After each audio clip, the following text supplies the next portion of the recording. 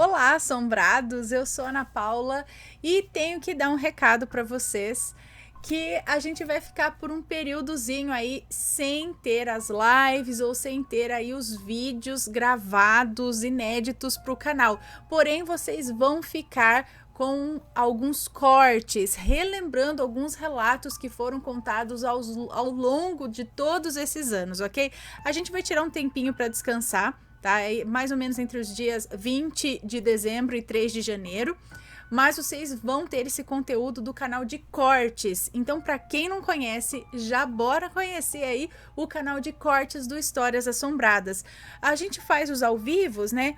E todo ao vivo tem ali vários relatos dentro, mas no meio de beijos, de superchats, de conversa. No canal de cortes, esses relatos são separadinhos, tá? E fica mais fácil para você ver e até relembrar relatos que você nem lembrava mais ou ver alguns que você não viu, tá? Então, iremos trazer aí alguns desses relatos ao longo desse final de ano para vocês. Quase como uma retrospectiva dos relatos de todos esses anos atrás. Espero que gostem desse formato e vão lá conhecer e se inscrever no canal de cortes também, ok? Ó, beijos para vocês e fiquem aí com os relatos dos cortes.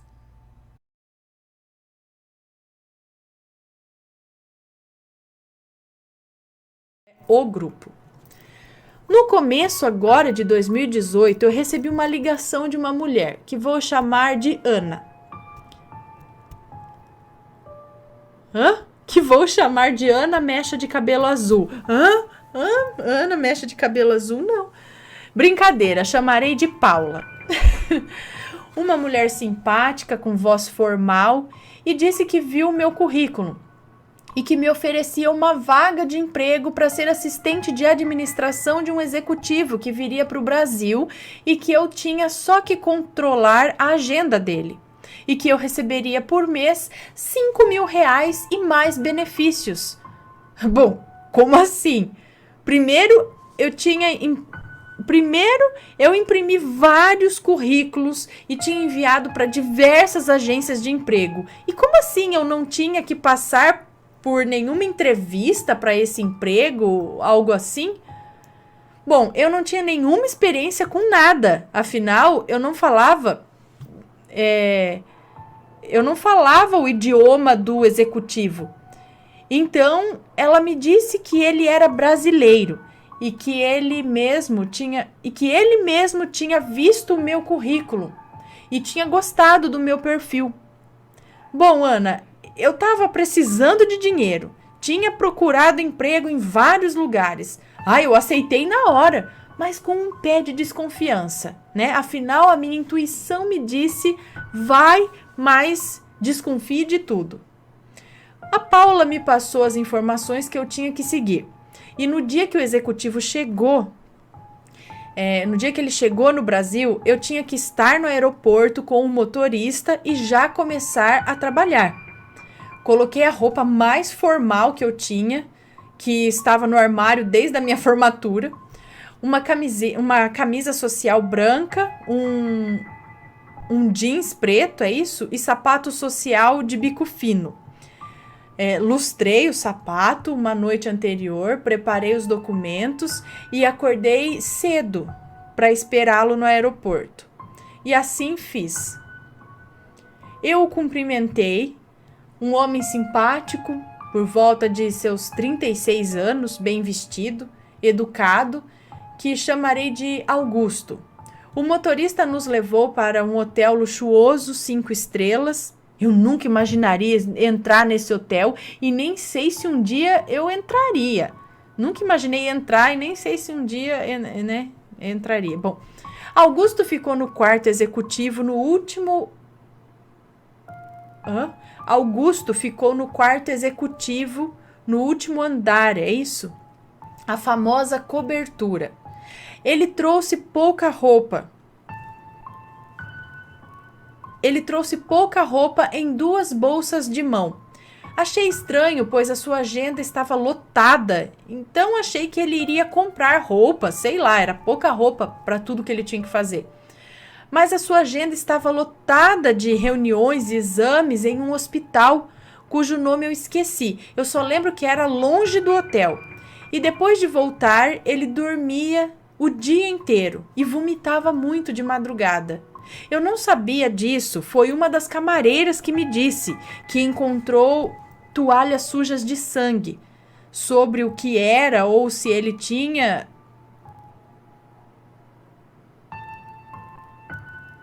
Hã?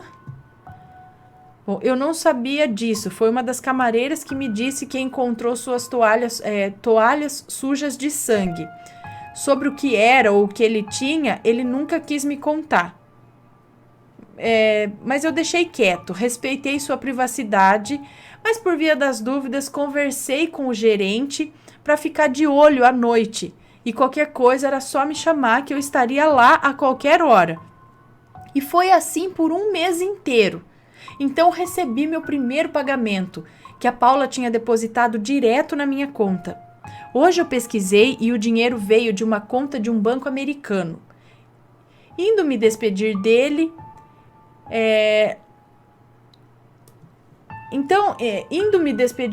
levá-lo ao aeroporto com o motorista particular dele, o senhor Antônio, e assim fomos ao aeroporto. Fiquei conversando com ele em um local onde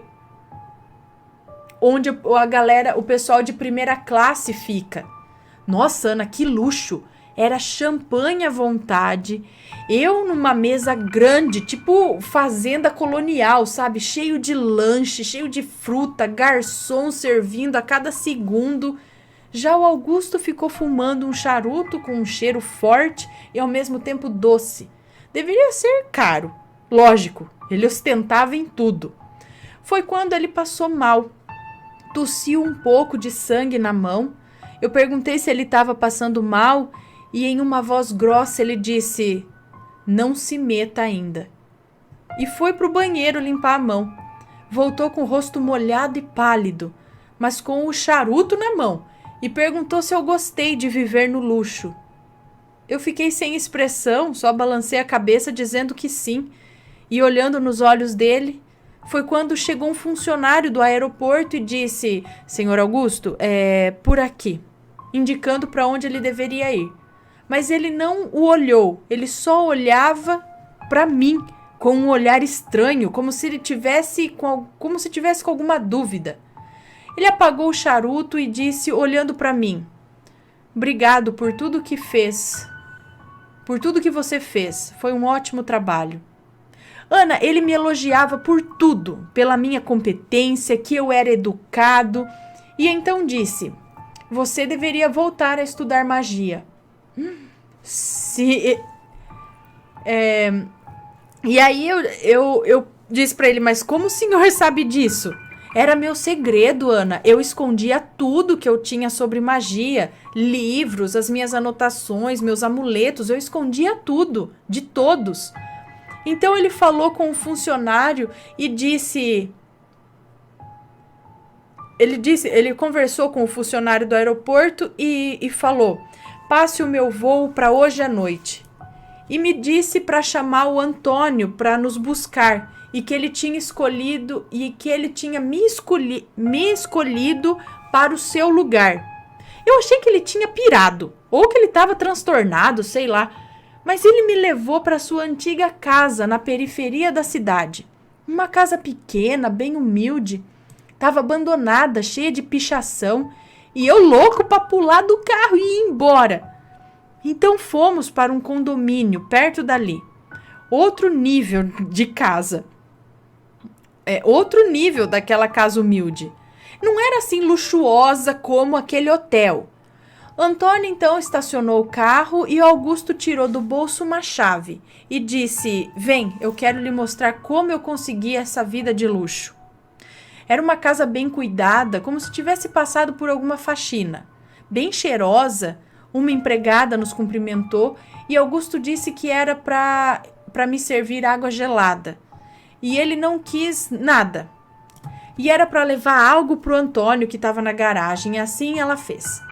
Augusto começou já falando: "Calma, eu não vou fazer nada com você.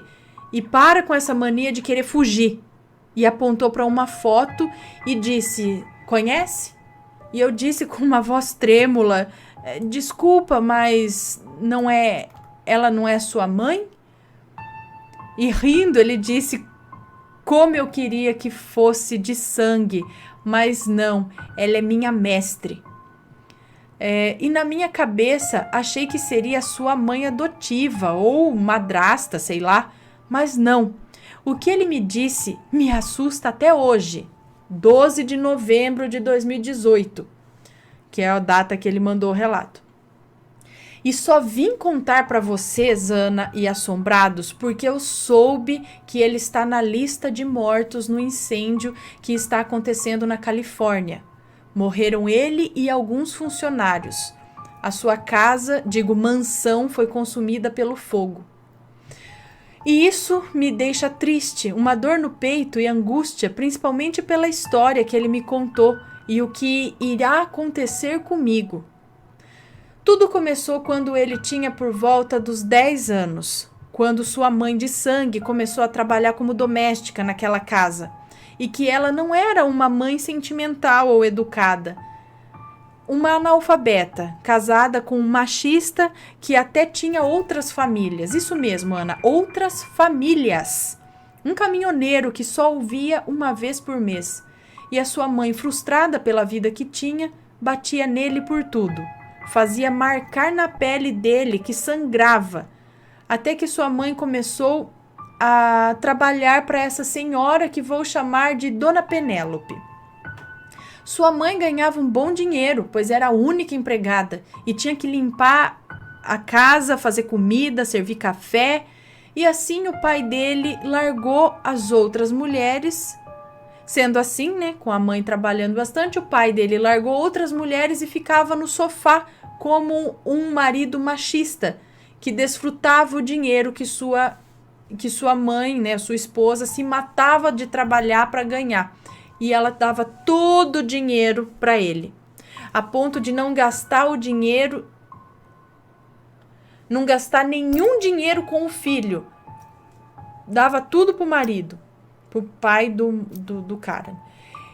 Ele vestia roupas doadas, peças de igreja do bairro, e o pai dele, que gastava com viagem, gastos extravagantes, fazendo dívidas e dívidas, que a mãe dele pagava tudo. E isso durou até os seus 23 anos. Quando ele foi para o trabalho da mãe, e um dia que ele foi para o trabalho da mãe dele, para vê-la, porque ela tinha desmaiado, lógico, ela vivia trabalhando para pagar as dívidas do pai dele, que nem se preocupou se ela estava bem ou não. Infelizmente, naquela semana, a sua mãe tinha ficado de cama, pois o seu corpo não aguentava mais trabalhar. E o pai não cuidou dela. Saiu, sumiu, nunca mais foi visto. Deve ter visto que perdeu o seu porquinho de dinheiro. E aí ele me contou que para sobreviver, ele cuidava da mãe. E aí começou a trabalhar na casa. Acho que ele me contou que para sobreviver e cuidar da mãe, sei lá, ele começou a trabalhar na casa da Dona Penélope. Com esse emprego, ele largou os estudos, ganhava um pouco menos que a mãe dele, mas dava para pagar as contas de casa e os remédios. E assim foi, limpando a casa, cuidando da mãe dele, até que infelizmente a sua mãe veio a falecer dormindo. E com raiva de tudo e de todos, ele pensou em sumir no mundo, como o pai dele fez. A raiva o dominava naquele dia. Então ele foi pedir demissão. E vendo ele destruído e com raiva, a Dona Penélope o interrompeu e fez uma proposta. Se ele não gostaria de morar ali com ela, já que a sua única filha e marido tinham morrido em um acidente há muitos anos, e que aquela casa era muito solitária, e que gostava da mãe de sua mãe, gostava da mãe dele como uma melhor amiga. Bom, com calma ele aceitou, pegou as suas roupas, largou tudo para trás, vida nova. Tudo ia bem. Tudo ia bem por um tempo. Quando ele fez 24 anos, apareceu uma mulher à tarde, que se dizia ser sobrinha da dona Penélope. Bom, ele não conhecia a família dela, né? Então ele deixou a moça entrar, serviu ela, perguntou se ela não queria algo para tomar, porque a dona Penélope tinha saído e não tinha horário para voltar. Então ela deixou uma mala de roupa, mas disse que voltaria à noite. Sem reação, ele deixou, né? Guardou a mala, continuou o trabalho. Então chegou a dona Penélope. E aí ele avisou que uma garota chamada Amanda tinha chegado e deixado uma mala e que disse que voltaria.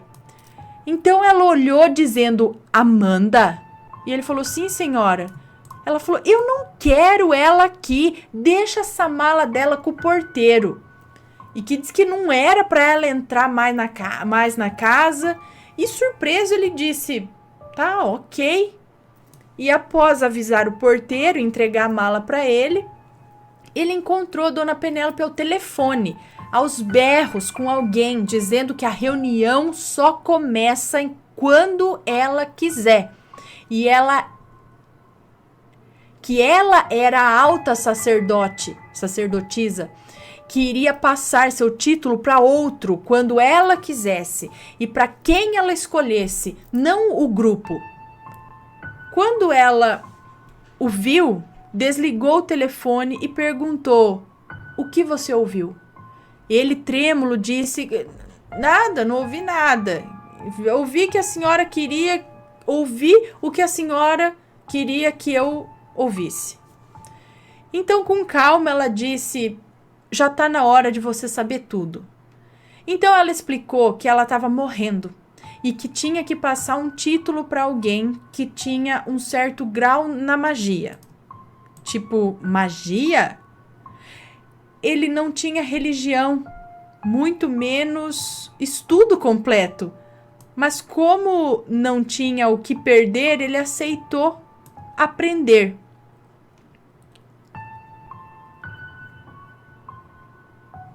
Ele aceitou aprender, mas que era tudo escondido, o grupo não podia saber.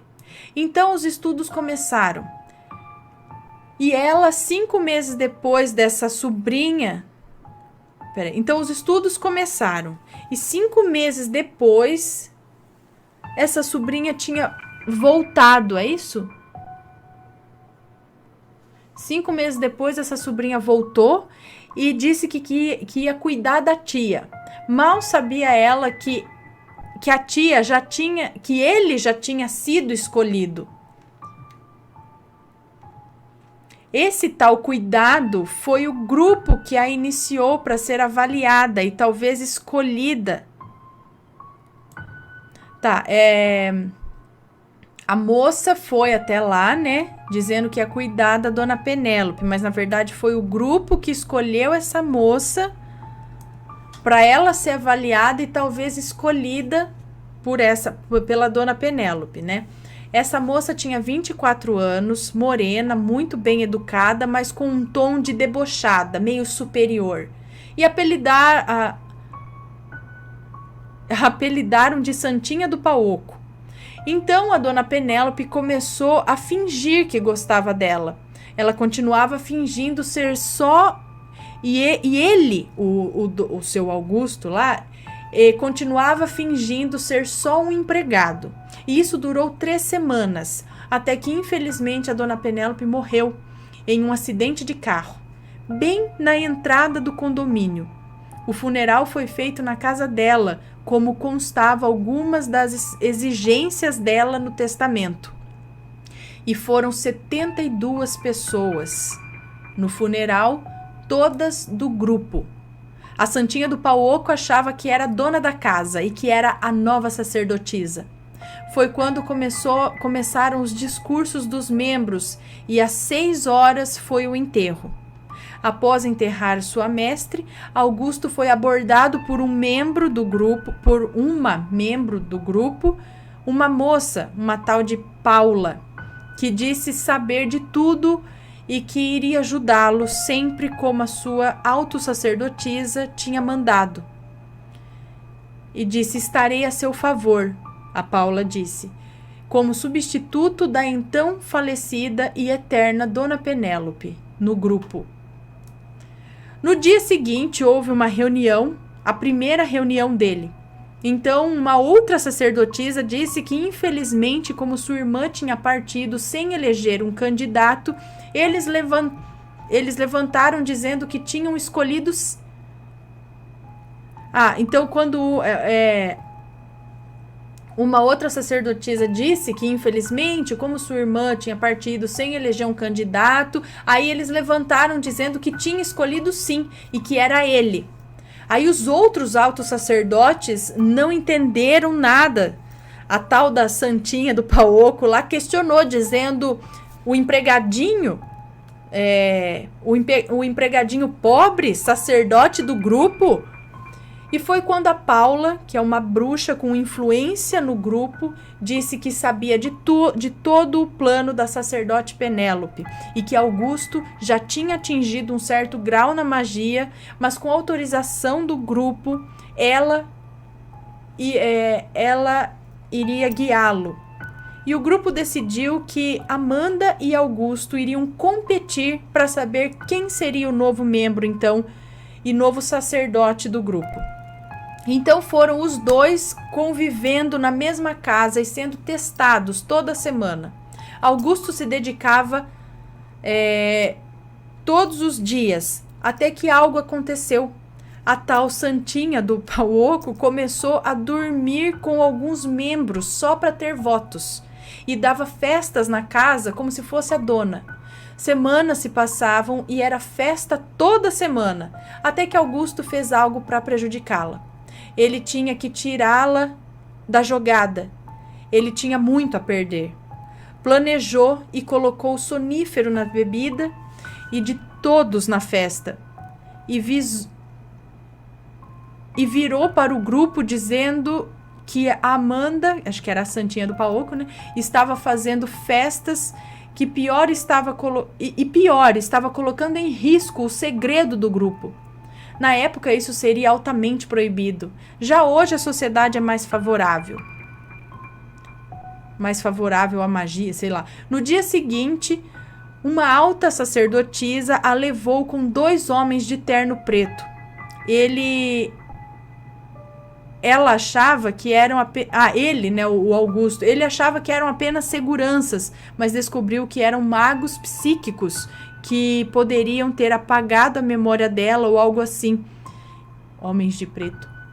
Ele se tornou apenas sacerdote, pois não tinha completado seus estudos. Então ele se tornou apenas sacerdote, pois ainda não tinha terminado os estudos. Bom, após ele me contar a sua história, ele apontou o dedo e disse: eu vigiei você e escolhi você para ser meu substituto. Só o escolhi quando foi para o cemitério ano passado fazer o pacto para mudar de vida. O que fez você ser escolhido foi saber o que o ciclo dos pactos podem fazer na vida de quem não estuda e tem interesse no capitalismo, não só no caminho real da magia. Gente assim só envergonha os reais praticantes de magia. Agora, se você quiser, eu vou ser o seu mestre. Ana, eu disse sim na hora.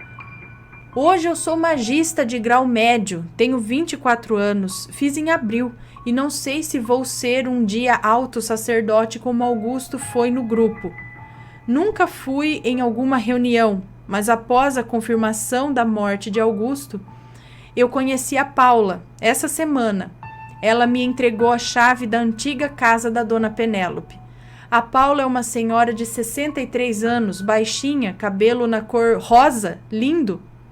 Lembre do seu cabelo, Ana. Foi assim que resolvi escrever esses... Lembrei do seu cabelo, Ana. E foi assim que resolvi escrever esses relatos. Escrevendo esse relato, descobri que até hoje não sabia por que Augusto vomitava sangue. Ele tinha câncer maligno no cérebro. Fazia tratamentos em vários países, incluindo o Brasil. A Paula me disse uma frase que não sai da minha cabeça. Agora chegou a sua vez. Hoje o grupo é grande e influencia novos bruxos, bruxas, feiticeiros. Reeducam a sociedade em diversos países e mostrando que o estudo e a prática da magia devem ser respeitados, ou qualquer outra prática. É isso?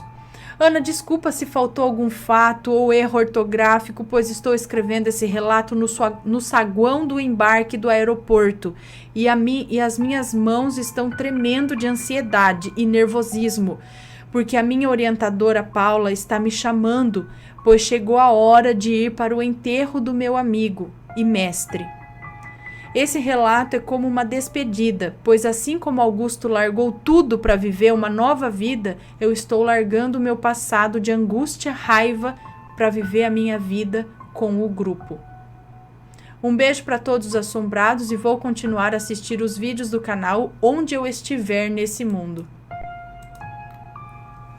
E aí, galera? Uau!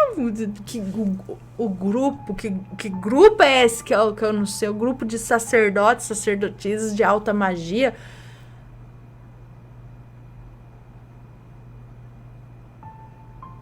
E ele escolhe assim. Bom, tá. Espero que dê tudo certo na sua vida.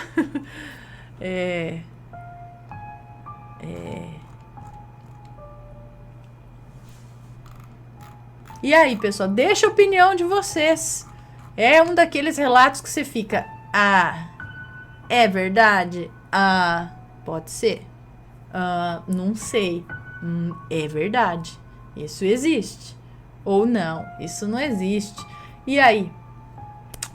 Então, deixo pra vocês aí. Mas não fica zoando, tá, gente, nos comentários, tá? Só comente se tiver alguma coisa pra comentar, tá? Senão...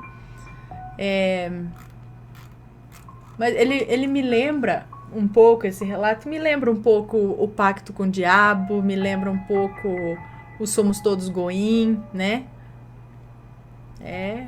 Mas aqui, né, ele conta, ele não sabe daqui pra frente agora, não sabe o que é feito no grupo, não sabe, ele estudou a magia um pouco, tá lá, só que o cara morreu lá agora, meu Deus. Bom.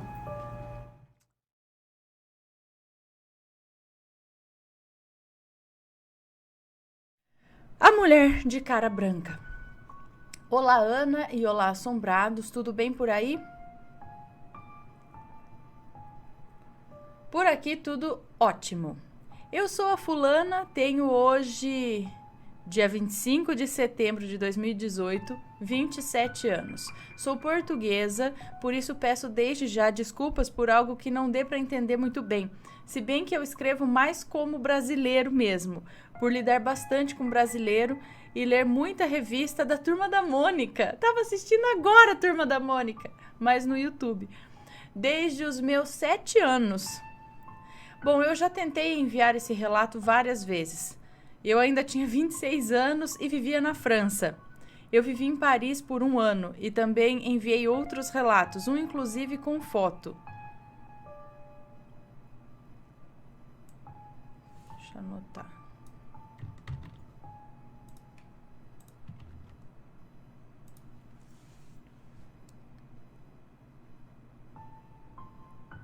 Bem, como eu disse acima, eu sou portuguesa, mas nesse momento estou no Japão. Olha só, ela é portuguesa, ela morou na França, agora está no Japão.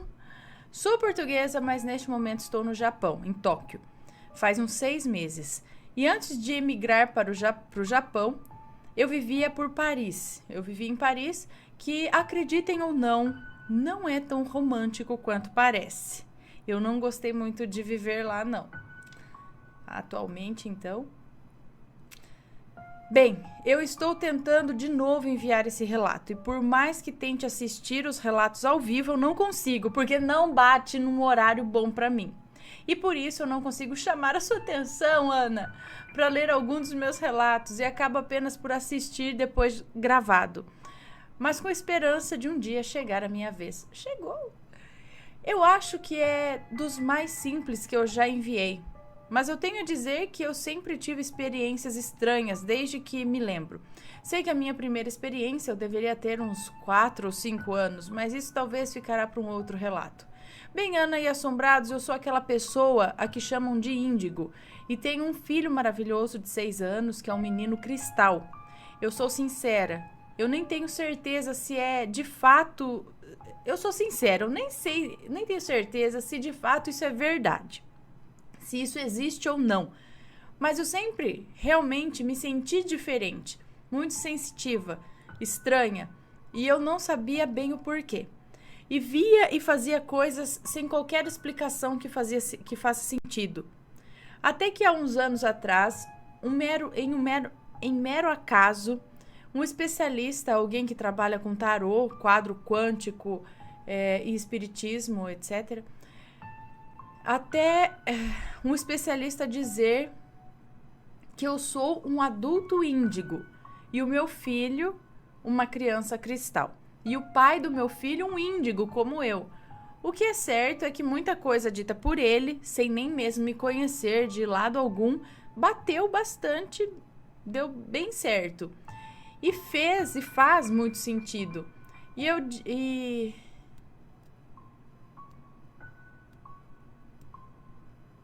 disse ser normal nos sentirmos diferentes e as ditas experiências estranhas que nos ocorrem com frequência desde muito novos. Sendo que esses seres de luz são muito sensitivos. Inclusive o meu filho, que é bem mais evoluído que eu e o pai dele, né? Que tem cada conversa e atitudes que assusta até a pessoa mais cética. Tem umas crianças, você falando, isso não é criança, isso é um adulto num corpo de criança. Bem. Sobre esse assunto de nós, poderei um dia escrever, se assim desejarem, mas por hoje ficará esse relato que vos deixo abaixo. Vamos então lá, o que importa, que já me alonguei demais na apresentação. Eu achei que fazia parte do relato, gente, vamos lá. Isso aconteceu há 2 verões atrás, se eu não me engano, quando eu ainda vivia em Portugal. Então, em Portugal, o verão costuma ser um pouco duro, chegando aos 30 ou 40 graus. Veja aqui, isso é fichinha, 40 graus, tava hoje aqui.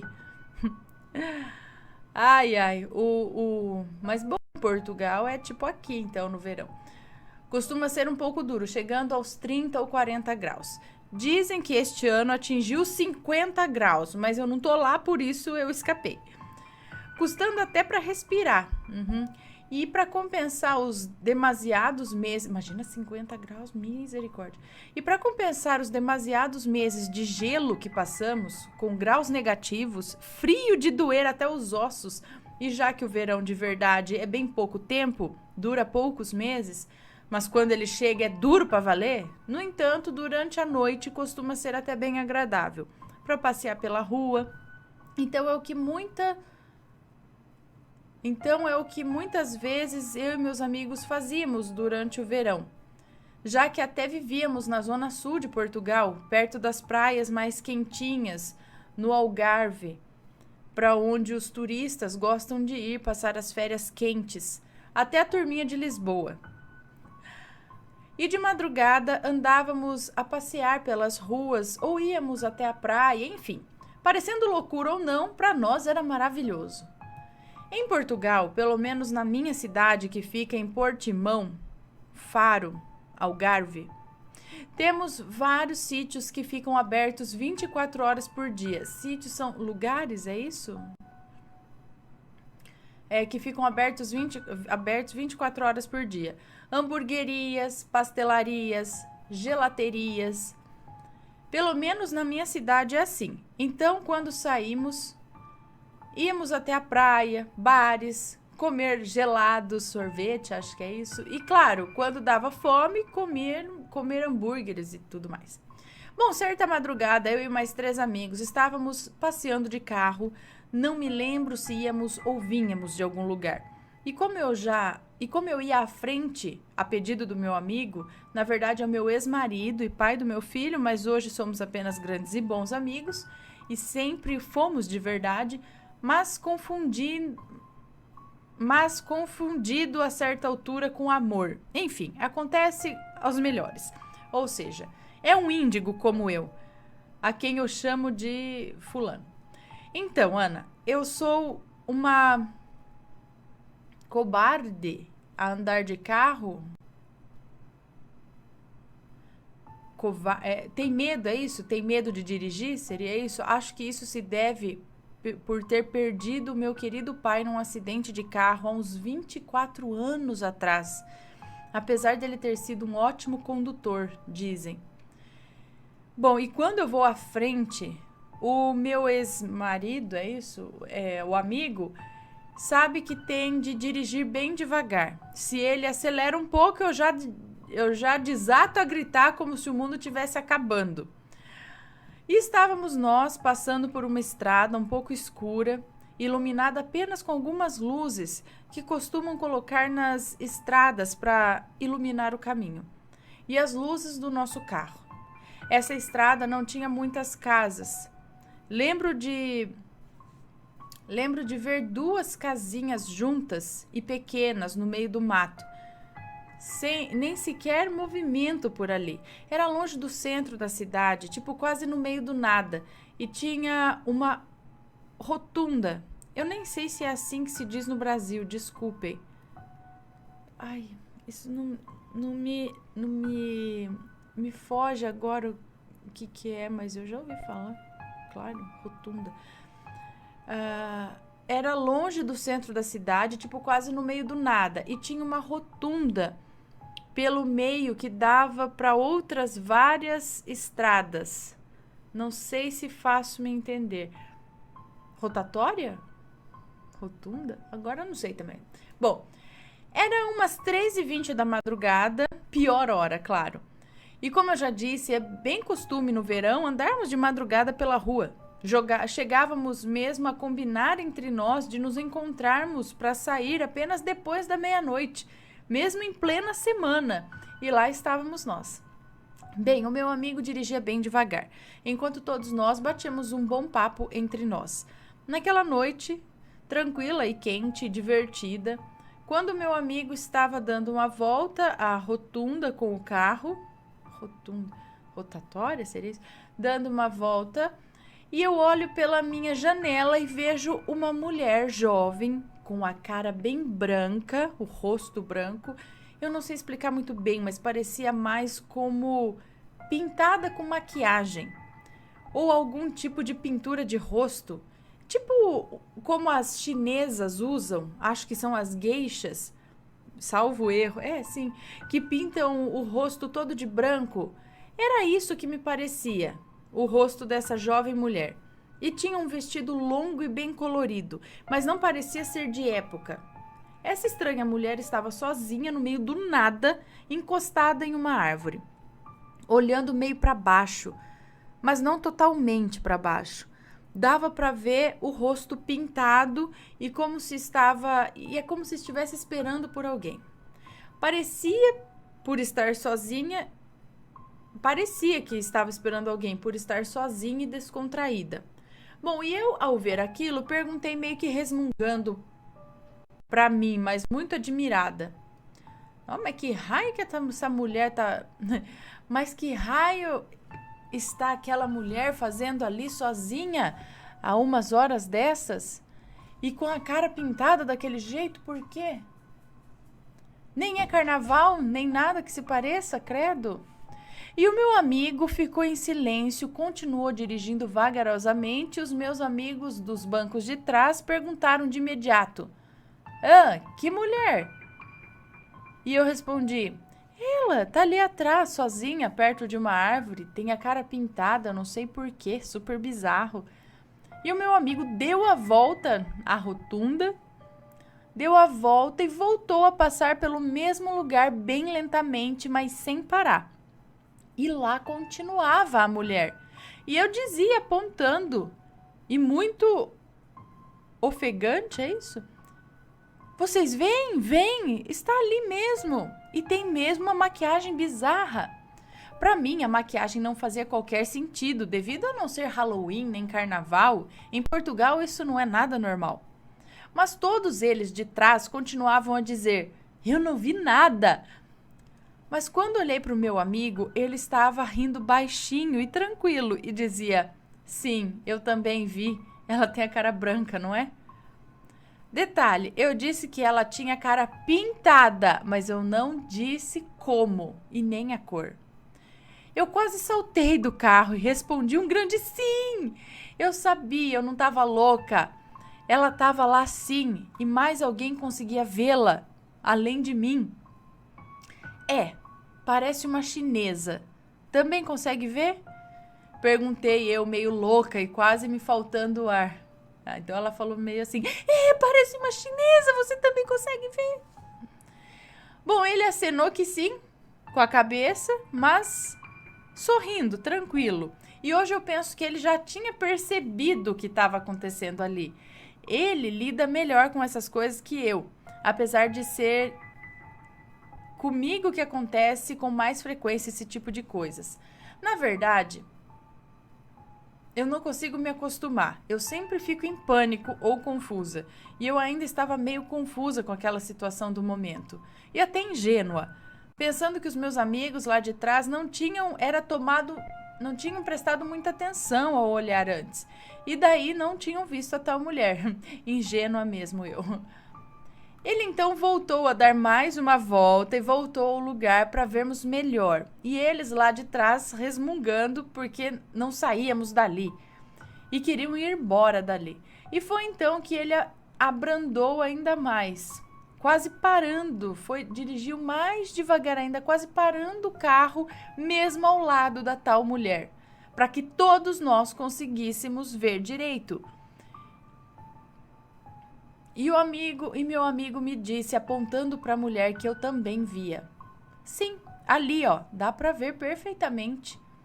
Foi então que os meus 3 amigos de trás olharam todos com atenção pela janela do carro, fazendo todo o esforço para ver onde estava a tal mulher, mas disseram meio que bravos: não tá ali nada, vocês estão loucos. Vá, deixa de brincadeira, vamos embora daqui. É chato isso. Foi quando a minha espinha gelou inteira, porque eu percebi que só eu e o meu amigo, ambos índigo, conseguíamos ver aquela mulher. Mesmo estando todos tão perto e com boa visão para todos, então só me passou uma coisa pela cabeça. Só podia ser um fantasma ou algo assim. Não havia outra explicação. E eu, com medo, pedi a ele para ir o mais rápido possível, ir embora. E nessa altura até o meu trauma de carro foi esquecido por breves momentos. E eu apenas gritava assustada, em pânico total: vai, mete prego a fundo, acelera o mais que você puder, vamos embora. E fomos embora rápido, fugidos, como o diabo foge da cruz. Até hoje, Ana, nós não sabemos quem era aquela mulher. Os meus amigos, só um deles, uma garota, acredita que vimos alguma coisa. Os outros só acham que estávamos brincando. Já que, de fato, adoramos pregar peças, mas essa não foi uma brincadeira. E também eu não consigo entender por que essa mulher estava lá com o rosto branco e por que estava sozinha naquele lugar assim. Mas caramba, eu não estava louca. Não fui a única a ver aquela mulher. O meu amigo também viu. Descreveu a pintura tal do rosto como eu também vi e apontou para o lugar exato onde eu também havia parada. Então, ela estava lá sim, mas só 2 de 5 podiam ver. Estranho, não? Mas pergunto-me afinal, quem era aquela mulher? E a cara branca, por quê? Não sei e talvez nunca venha a saber, mas a curiosidade permanece viva. Bem, Aninha, esse foi o meu relato, um dos relatos, e espero que não tenha sido um relato aborrecido, nem tenham tido dificuldade de entender o meu português de Portugal, meio misturado com o Brasil. Mas queria muito partilhar com vocês essa minha história, que ainda hoje, quando conto isso para alguém, lembrando cada pormenor, eu me arrepio inteira e fico me perguntando várias coisas que eu gostaria de ter sabido naquela altura sobre essa mulher, mas sem ter que sentir medo. Geralmente eu passo por experiências dessas estranhas, mas sozinha. Então eu tento colocar na minha cabeça ser apenas minha imaginação. Porque pode até ser, né? Porque o nosso cérebro é meio louco e fantástico também. Todos nós sabemos isso. Então, nos prega peças, grandes peças, sim, ao longo da vida. Temos de ter sempre isso em conta, levar sempre isso em consideração. Mas quando acontece de outra pessoa junto comigo ver ou passar pelo mesmo que eu, a história já muda na minha cabeça. E aí eu não tenho como explicar. Como 2 ou mais pessoas estão tendo a mesma alucinação exatamente igual. Bem, agradeço imensamente por você ler o meu relato e vocês assombrados me ouvirem. Eu já sou vossa fã há anos, ainda vivi em Portugal nessa época e acredito firmemente que vocês ainda irão chegar mais longe. Continuem o ótimo trabalho, força! Assim me despeço aqui com um grande beijo e abraço para todos vocês, enviado diretamente aqui do Japão, de onde, claro, também já passei por pequenas experiências. Beijos para todos, muito obrigada, um beijão para você e vamos que vamos.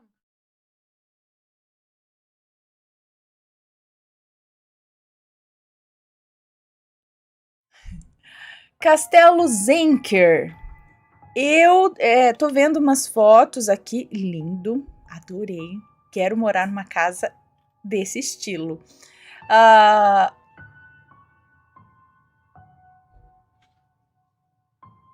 Tudo bem? Uhum. Tá.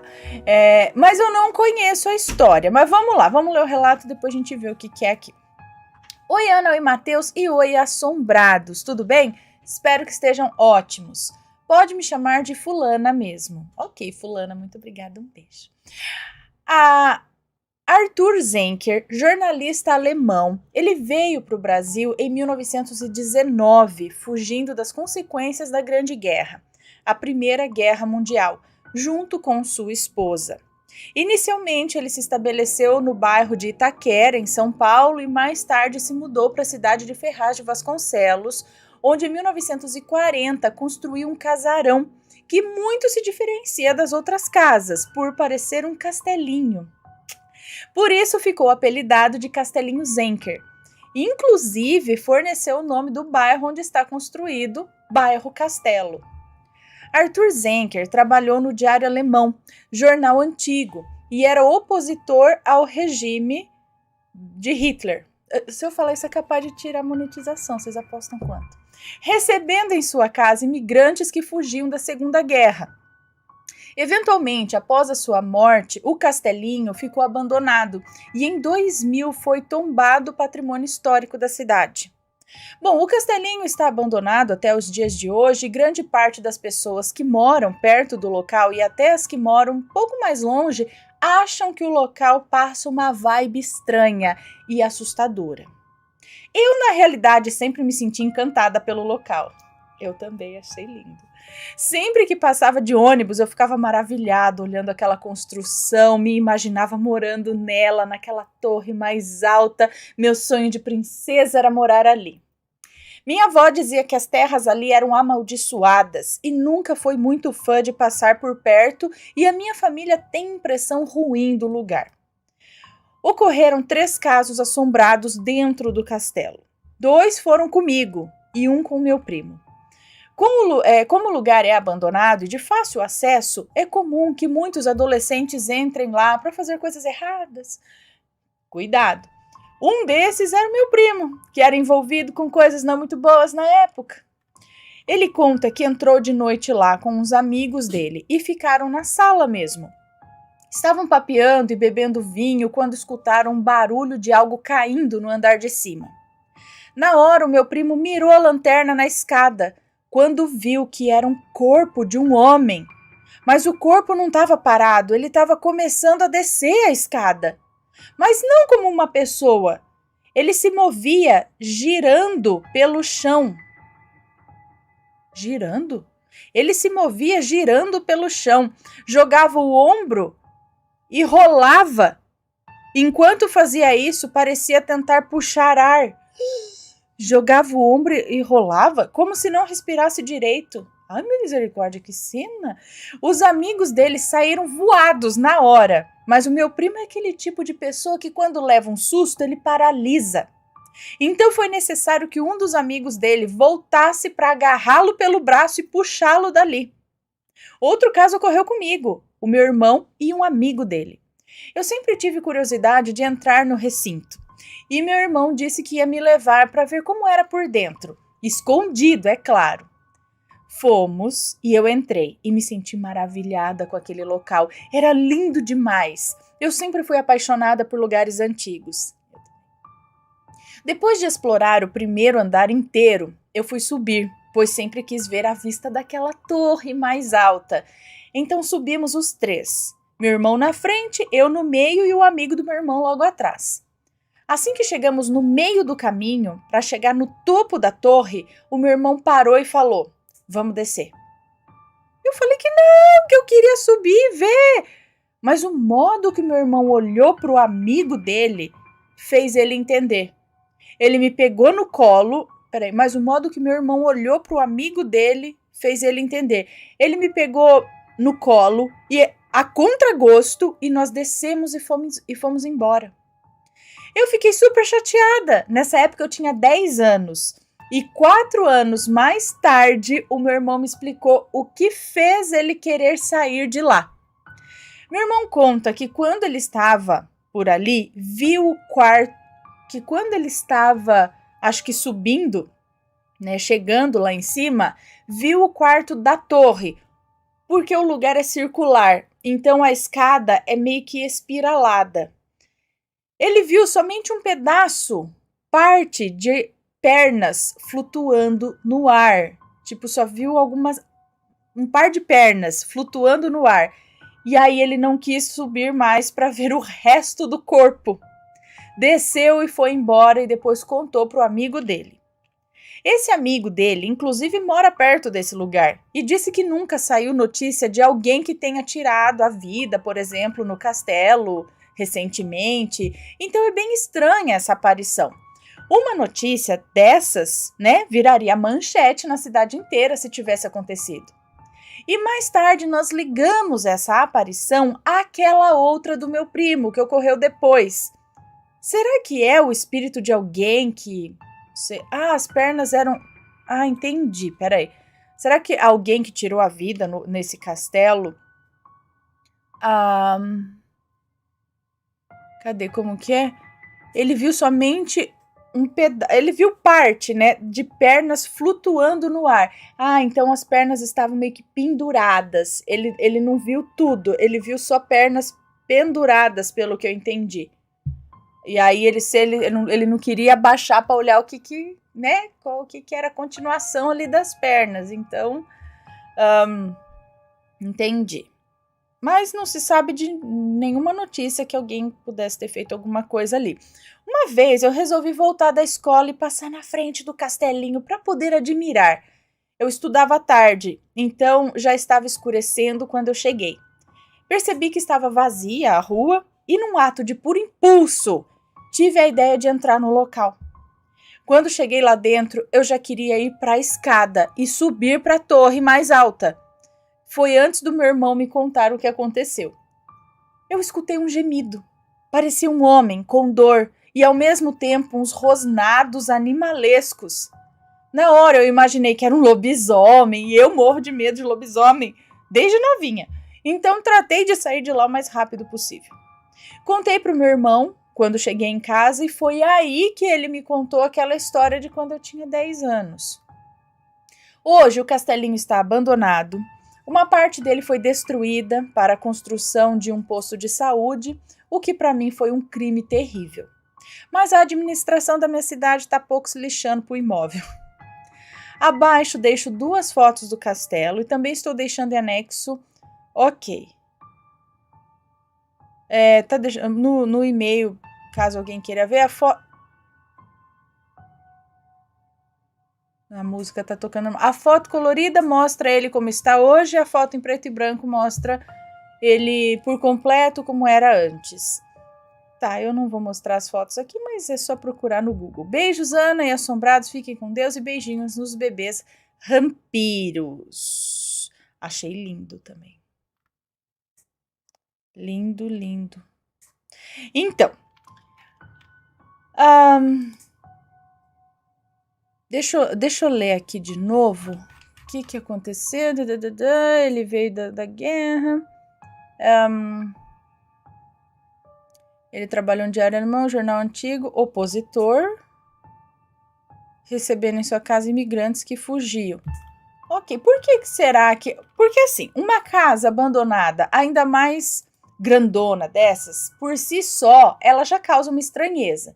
Então já vem automaticamente, nossa, ela é assombrada. Nem que não seja, só pelo fato dela estar naquele aspecto abandonada, ainda mais nesse estilo castelinho, mais ainda que parece. Então isso pode criar histórias no imaginário ali popular, mesmo que não haja nada. Não sei como essa família viveu lá, o que foi, o que aconteceu por ali. Mas também eu acho que tem a questão de depois de abandonada, o que aquilo lá virou? As pessoas não invadiam, não podiam entrar lá para fazer sei lá o quê. Então isso também já ajuda a dar uma carregada de energia não muito legal ali. Não pelos antigos donos, mas pelo que foi feito, talvez, o que é que foi feito ali durante o abandono. E esses antigos donos também... eu se fosse dono, minha casa estava lá. Falei, vocês estão fazendo o que aqui dentro da minha casa? Pode sair. Eu ia lá assombrar todo mundo que estivesse vandalizando minha casa. Brincadeira, não sei, vai saber, né? Só pelo fato de você, poxa, imagina para construir uma casa assim, do gosto que for, né? Do gosto dele, todo o empenho que foi para construir a casa e de repente o espírito vê que a casa tá lá, jogada às traças. Pode ser, se for um espírito meio materialista, que continua ali. Agora eu não sei mais da história desse homem, como que ele morreu, como que foi a família, né? Pode ser que seja assombrada. Deve ser assombrada, né? Porque essas coisas que eles viram lá são assombrações um pouquinho até assustadoras. Imagina o homem descendo assim, jogando o ombro e rolando, sei lá, e sem respirar. Quer dizer, com dificuldade de respirar e depois essas pernas balançando ali. Se você já tem uma experiência, conhece, já passou por algo aí nesse local, só lembrando aqui, cuidado, pessoal, ficarem entrando em casa abandonada. Não falo nem pelo perigo dos fantasmas, não. Perigo real mesmo, físico. Você não sabe quem tá lá dentro. De repente escuta também um gemido dentro de uma casa. Não significa que seja fantasma. Pode ser alguém que entrou lá pra dormir lá, pra sei lá, né? Vai saber. Então, cuidado. Né? Cuidado. Não vão entrando assim à torta direita em casa abandonada, não, tá?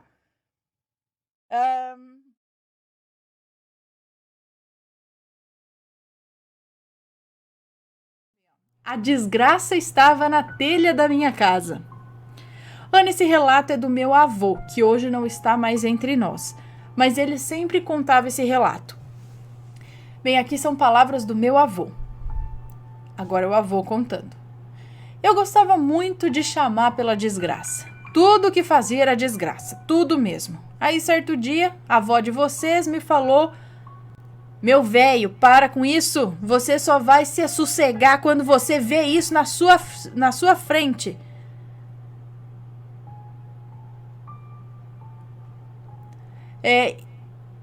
E eu falei que nada, minha velha. Bom, passou os dias, aí pela madrugada, acordei para tomar água na jarra de barro e escutei alguém chamar o meu nome. Fiquei todo arrepiado. Fui no quarto para ver se era a avó de vocês e ela dormia, parecendo uma pedra. Aí voltei para a cozinha, acendi a luz, olhei para a telha e lá estavam aqueles trapos velhos se mexendo, me chamando. Gritou igual uma menina e saiu correndo. Eu fiquei horas sem falar, só com aquela imagem na minha cabeça. Aí eu contei para a avó de vocês tudo o que aconteceu. Levei um rela dela logo, porque ela disse: eu avisei. Ana, até o dia de sua morte, nunca ouvimos o meu avô falar qualquer palavrão mais. Bom, desculpa qualquer erro, eu tenho vários relatos de maledite que aconteceu comigo, com meu filho e meu finado marido, que morreu por culpa de sua madrasta maledite. Mas isso fica para outro relato. Beijos, fica com Deus, espero que vocês gostem do relato. Um beijo para você, muito obrigada pelo relato, né? Aquela velha história de ficar falando palavrão, falando nome feio. Parece historinha para assustar a criança, né? Falar, tá vendo? Não pode falar palavrão que o bicho feio aparece. Mas eu começo a achar que é verdade. É porque é o seguinte, eu já li em outros livros de eu não sei se digo magia, mas esses livros aí, mais assim não é ocultismo, ocultismo. Falando também a respeito de palavras, né, de baixa vibração, palavras que não trazem coisas muito boas, que realmente isso vai atrair coisas que não são legais, né? Então, se você fala muito essas coisas, principalmente com peso, né, você xinga, porque às vezes, como eu digo aqui, às vezes a gente fala na brincadeira, né? Eu tenho um pessoal do sítio que eu dou risada de ouvir a galera falar, mas tudo que eles falam tem um palavrão. Eu não vou falar aqui porque não vou ficar falando palavrão. Mas tudo que eles falam, na conversa normal, eles enfiam uns 3, 4 palavrão no meio. Mas assim, não com aquele peso de xingamento. Faz parte do vocabulário. Eu não sei.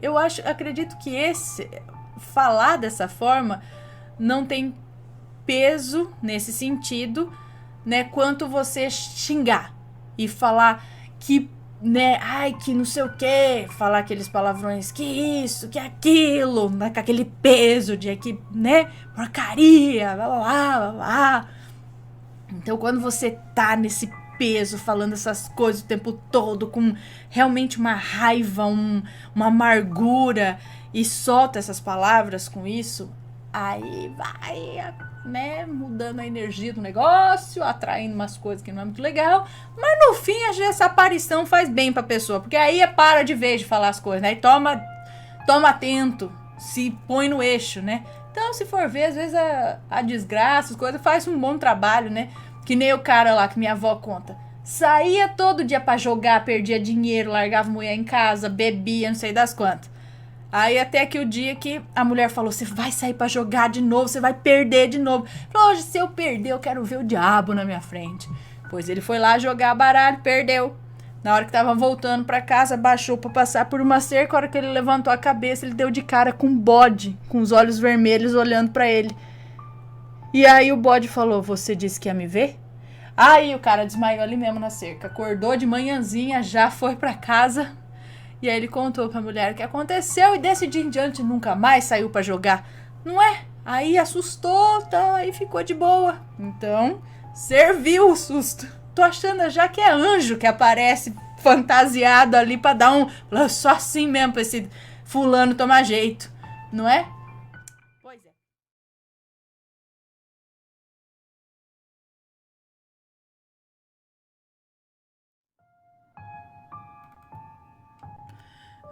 É que eu vi que chegou um aqui, ó. O pesadelo dos números. Arrepiante. Quando meu filho tinha alguns meses de idade, eu estava tentando gravar sua risada no meu telefone. Eu costumava pular com ele no meu joelho e dizer números antes de cada pulo. 1, 2, 3. Quando eu voltei à gravação, podia ouvir meu filho rindo enquanto eu contava. 1, 2. E depois de eu dizer 3, pude ouvir uma voz masculina dizer claramente 4.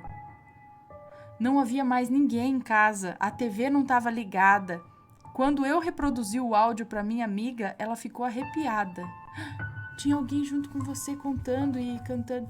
Manda o áudio! Não tem mais o áudio? Hein? É legal, né? Quer dizer, não é legal, é de assustar, mas é interessante.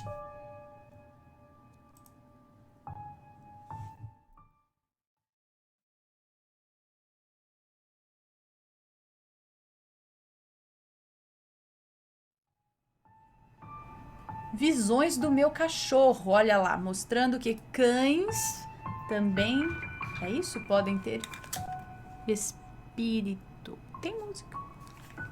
Eu falei que eu vou afundando na cadeira, eu tenho que baixar isso aqui, ó.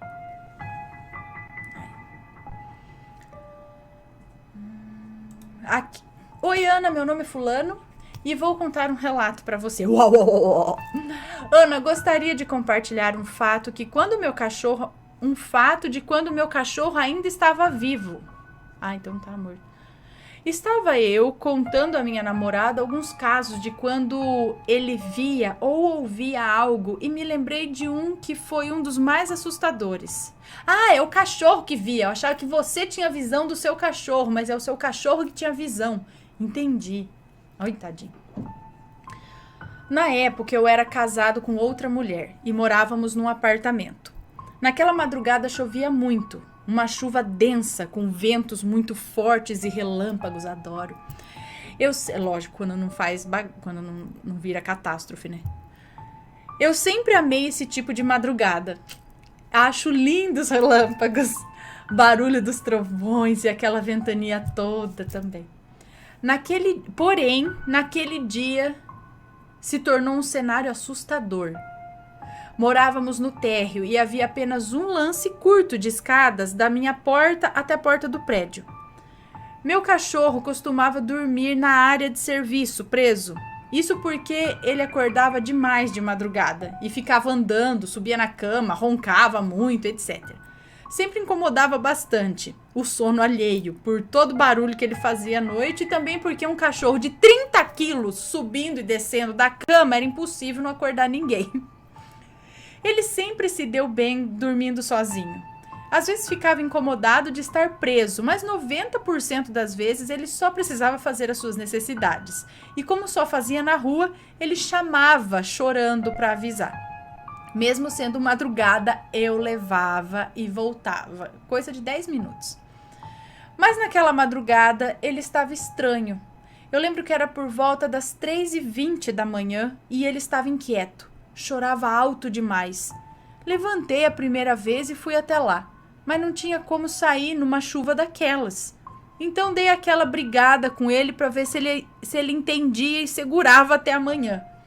Mas ele estava ofegante, com a língua de fora, e normalmente nessa situação o cachorro está incomodado com coisas externas ou estressado. Percebi, mas não tinha muito o que eu pudesse fazer. Uia, falando em chuva, que começou a cair aqui agora? Chuva! Para ambientar o relato. Bom, não tinha o que eu pudesse fazer, então voltei para a cama.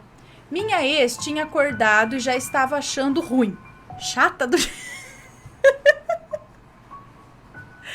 Minha ex já tinha acordado e já estava achando ruim. Chata do jeito que é, nunca teve paciência com o cachorro. Ignorei a chatice dela e tentei voltar a dormir. Mas não demorou 5 minutos e ele estava histérico de novo.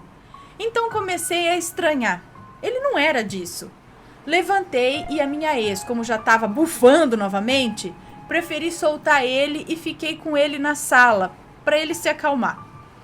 Ele parou de chorar, mas estava extremamente incomodado. Eu precisava dormir, então coloquei ele novamente na área de serviço e levantei e tentei voltar para a cama. Mas nem cheguei a deitar e ele tornou a chorar.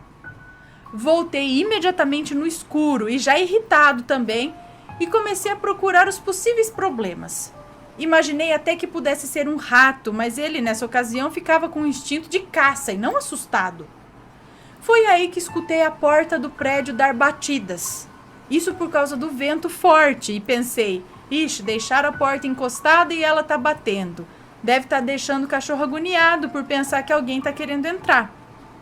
Tipo quando tocam a campainha e o cachorro vai embrasado para ver quem chegou? Então, foi aí que tive a brilhante ideia de ir fechar a porta do prédio.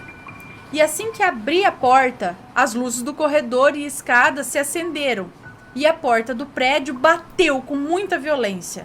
Eu tomei um susto tão grande que antes de mover um pé para fora, eu bati a porta de casa e de repente uma mão me toca.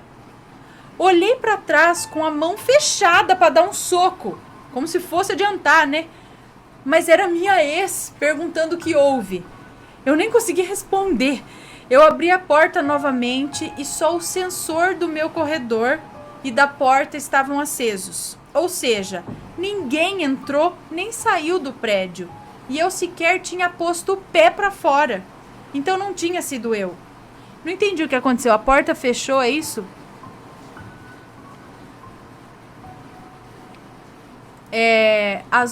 Assim que abri a porta, as luzes do corredor e a escada se acenderam e a porta do prédio bateu com muita violência. Eu tomei um susto tão grande que antes de mover um pé para fora eu bati a porta de casa. E de repente... Não tinha sido eu. Resolvi ir ver se a porta do prédio estava fechada. Estava, realmente. O vento não teria feito aquilo sozinho. A porta era pesada. Tanto é que mesmo com vento forte, ela ficava apenas batendo. Não fechava, né? Quando me dei conta que algo possivelmente saiu do meu apartamento ferozmente quando eu abri a porta, eu senti um calafrio gigante. Voltei correndo para dentro e contei para minha ex quando voltamos para a cama. Ela já estava se cagando porque sempre teve muito medo e sabe que tanto eu como o meu cachorro sempre tivemos experiências do tipo. Quando acabei de contar, percebi. Meu cachorro estava totalmente quieto. Então fui em silêncio novamente até ele e vi que ele estava deitado, todo enrolado, na maior paz do mundo. Eu demorei a dormir tentando imaginar que tipo de coisa havia estado lá. Ah, entendi. Então...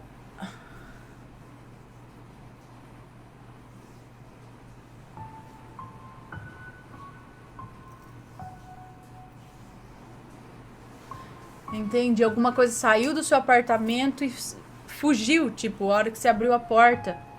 E era isso que o seu cachorro estava incomodado. Tinha alguma coisa ali dentro que só ele estava vendo. E estava incomodando. Tá vendo? Presta atenção nos seus bichos, galera.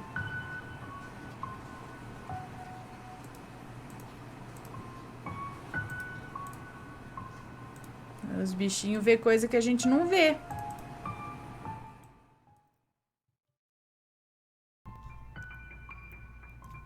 E aí, curtiram os relatos? Espero que tenham curtido. Não se esqueçam de fazer uma visitinha lá ao canal de cortes. Se inscreve lá também. Você pode acompanhar relatos aí antigos do canal, relembrar relatos. E também aguardem que logo mais a gente volta com a nossa programação normal, tá bom? Estamos aí descansando um pouquinho, mas já já a gente volta. Beleza? Combinado? Te vejo logo mais. Beijos e fui!